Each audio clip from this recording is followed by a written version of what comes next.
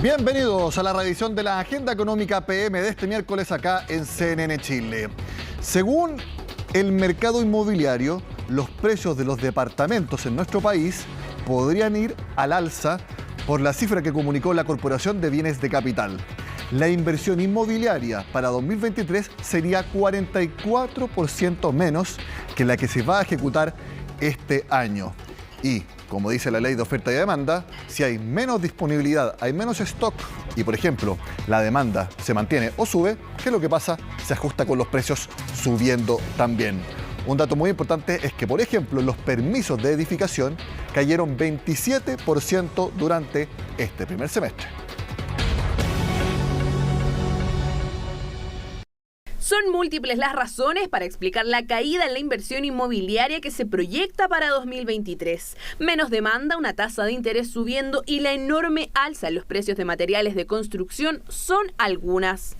Según la Corporación de Bienes de Capital, los montos de los proyectos para departamentos y casas caerían hasta 44% el próximo año. Hoy día hay una buena cantidad de proyectos que probablemente no se van a ejecutar en el corto plazo o no están pensados ejecutarse en el corto plazo por esta percepción, digamos, de menor demanda. Y por otro lado, los proyectos que ya algunos han venido en construcción, proyectos grandes, han tenido dificultades en su ejecución y tramitación, digamos, por temas ambientales y la judicialización de algunos de ellos.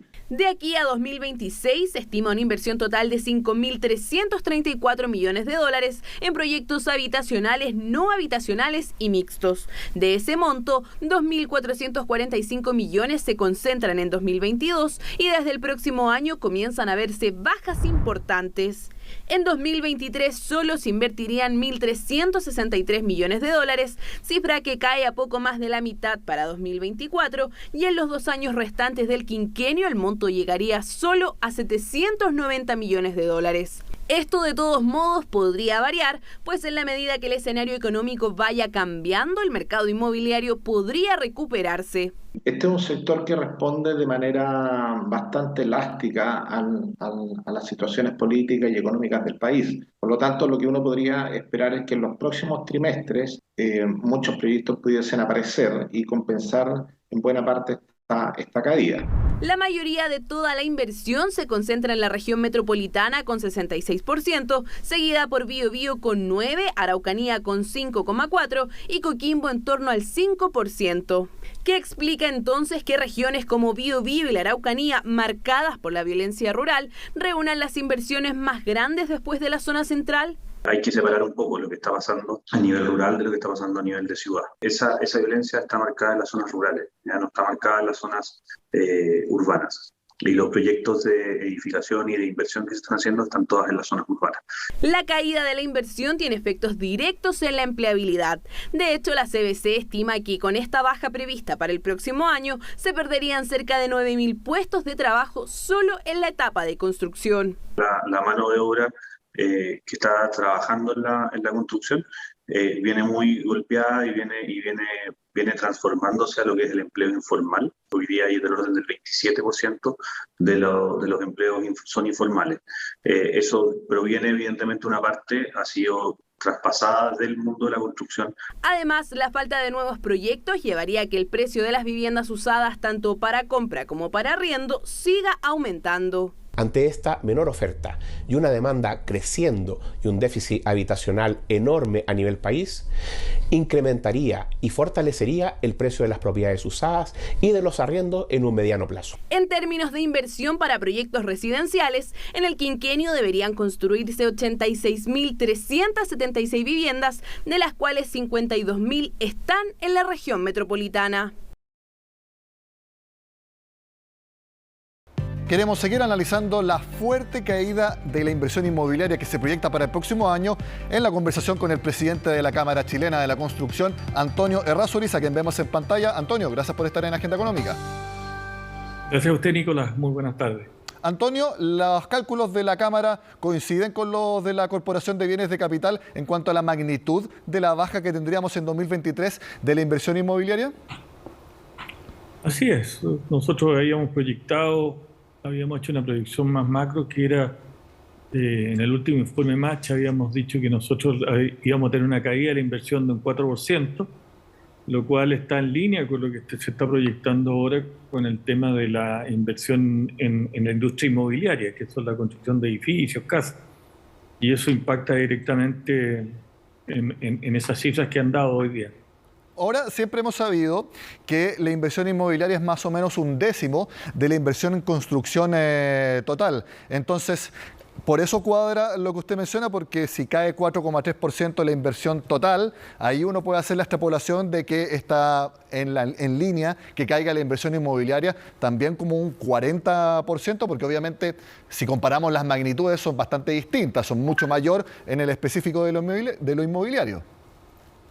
Sí, efectivamente, lo que pasa es que hay que pensar ahí el impacto que tiene la caída, muchos otros proyectos que están relacionados con inversiones en centros, por ejemplo, de comercio, también en algunas actividades relacionadas es decir, no solamente con el tema de edificación, ¿no? Estamos hablando, y que pesan bastante, ¿eh? Y que pesan bastante, que al final del día impacta en esa proporción en el tema de la edificación. Ahora, no olvidemos que la inversión, en general, la inversión está dividida en pública y privada. La inversión pública se ha mantenido, por decirlo así, y la que ha caído fuertemente es la inversión privada. ¿Por qué está cayendo principalmente a su juicio, Antonio? Bueno, hay varias razones por la caída, ¿eh? Hay varias razones por la caída. Uno que hay un hecho que es conocido por todo, que es el tema de la inflación que ha afectado directamente el precio de los materiales.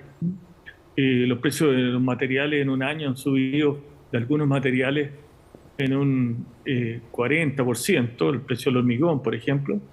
Entonces es muy difícil para algún inversionista proyectar la construcción de un edificio en circunstancias que tiene esta situación, que no sabe en definitiva cuál es el tope que tienen en esta alza. Y después hay varias otras razones que están relacionadas con cosas más blandas, por decirlo así, en términos de cómo tomarlas, ¿no? En materiales uno lo puede comprobar, cada una de las personas que está escuchando lo puede tomar cuando va a comprar una plancha de madera. Pero, por ejemplo, todo lo que está pasando con la incerteza hoy día que se está instalando en el entorno, también le ha hecho muy mal al sector. ¿Y qué le llamo incerteza? Incerteza, por ejemplo, construcciones que tenían aprobados sus permisos y luego, habiendo desarrollado los proyectos o en proceso de aprobación de los proyectos, aparecen nuevas leyes o nueva interpretación de las leyes que se dicen: mire, este proyecto está fuera de norma, hay que pararlo, hay que suspenderlo. Y ejemplos de eso lo tenemos hoy día con el proyecto Plaza Egaña, que ahí perdieron puestos de trabajo del orden de 1.300 trabajadores solo directos. Ahora, Antonio, usted señala entonces que lo que sucedió con el proyecto en Plaza Egaña hizo que otros proyectos que estaban avanzando decidieran congelarlo o directamente cancelarlo. Bueno, lo que pasa es que no solamente en Plaza Egaña hay situaciones como esta. Hay situaciones, por ejemplo, en Estación Central, que de hecho lo hemos estado conversando con el alcalde. Hay situación de aproximadamente 6.000 departamentos que no se pueden entregar a sus propietarios porque se les canceló el permiso de edificación estando prácticamente terminado.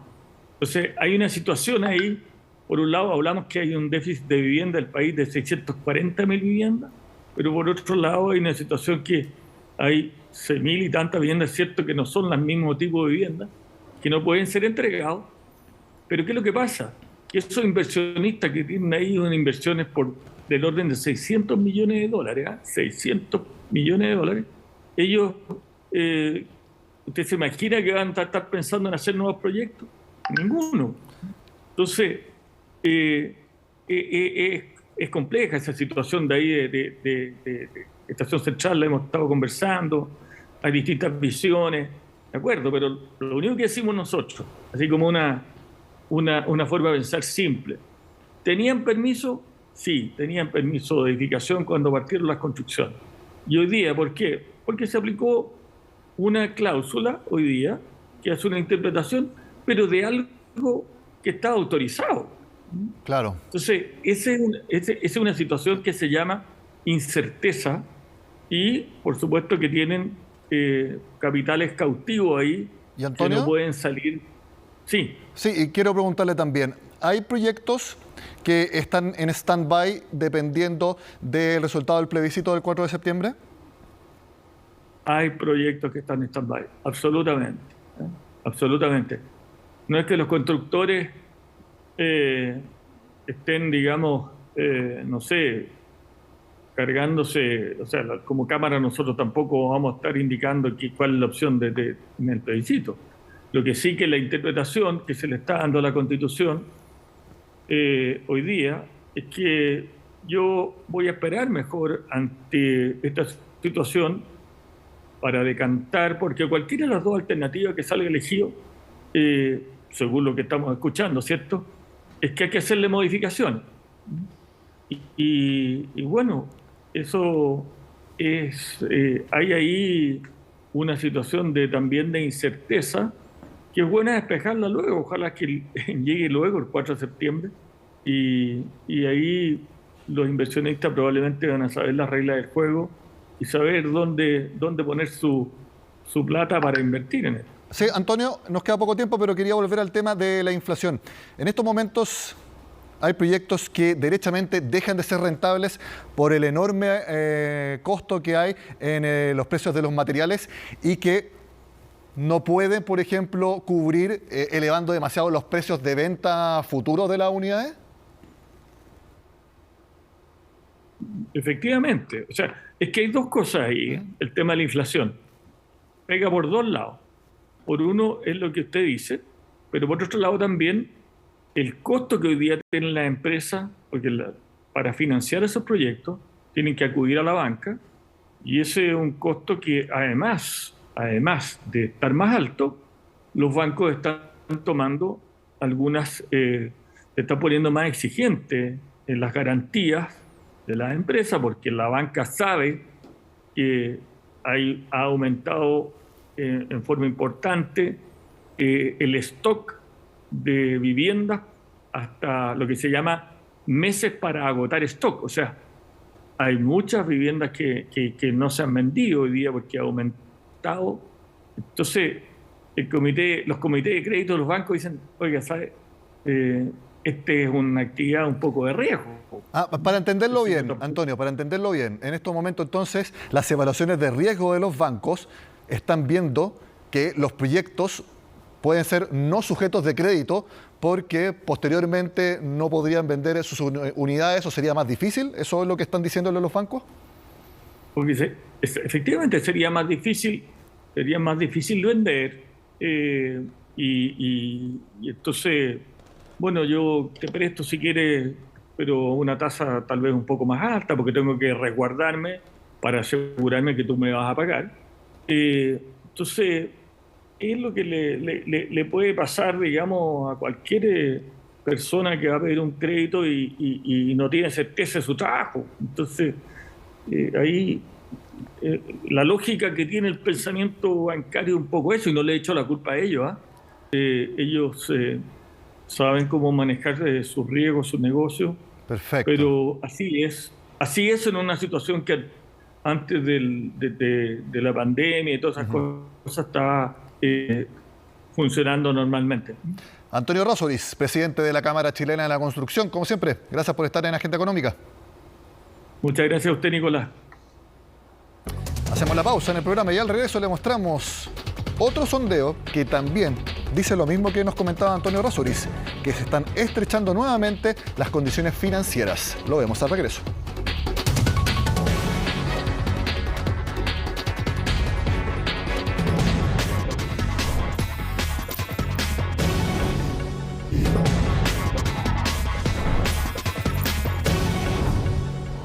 Como les comenté antes de la pausa, hay condiciones financieras más estrechas, así lo dicen empresas de todos los tamaños, en el informe de percepción de negocios que publicó este miércoles el Banco Central y que pasamos a revisar los mensajes más importantes, de acuerdo, como les digo, son empresas de todos los tamaños, aquí no son grandes empresarios ni solo pymes, hay de todo. El desempeño de los negocios empieza a mostrar signos de deterioro, consolidando las perspectivas de un escenario de menor actividad. Las empresas informan que sus niveles de venta han disminuido en los últimos meses y persiste el aumento de costos, aunque esto es importante. Las presiones asociadas a la disponibilidad de insumos tienden a aliviarse. Que las cadenas logísticas empiecen a mejorar es una muy buena señal y que puede aliviar las presiones inflacionarias. Pasamos a la siguiente lámina del informe de percepción de negocios. Las expectativas apuntan a un deterioro del desempeño, nuevamente de cada negocio, por reducción de los futuros niveles de venta, aunque prevén una estabilización de los precios, pero creen que igual los costos seguirían al alza. Vamos a la última parte porque es muy fundamental el empleo. Las empresas señalan que siguen teniendo problemas para contratar trabajadores, aunque menos que lo observado en enero. Recordemos que se ha hablado mucho de que en algunos sectores cuesta encontrar personas para que colaboren. Algunos lo vinculaban a los retiros de fondos, al ingreso familiar de emergencia. Bueno, por lo menos acá se señala que la dificultad para contratar personas es menor de lo que se veía en enero. Seguimos avanzando por una noticia muy importante. Yo he destacado varias veces en el programa que la lluvia es un alivio enorme para todos nosotros. Destaqué, por ejemplo, el lunes que hay más agua embalsada para generar electricidad. Y también, ¿saben lo que subió? La intención de siembra. O más bien, se terminó la tendencia de los últimos años de que la intención de siembra en la agricultura iba bajando. Bueno, este año al menos, para 2022 y 2023, que es la próxima temporada, esa tendencia a la baja se frenó. Una de las razones es porque hay más agua para riego, tal como nos cuenta Francisca Bahamontes. El Ministerio de Agricultura informó durante esta mañana que se revirtió la tendencia a la baja en la intención de siembra para el periodo 2022-2023.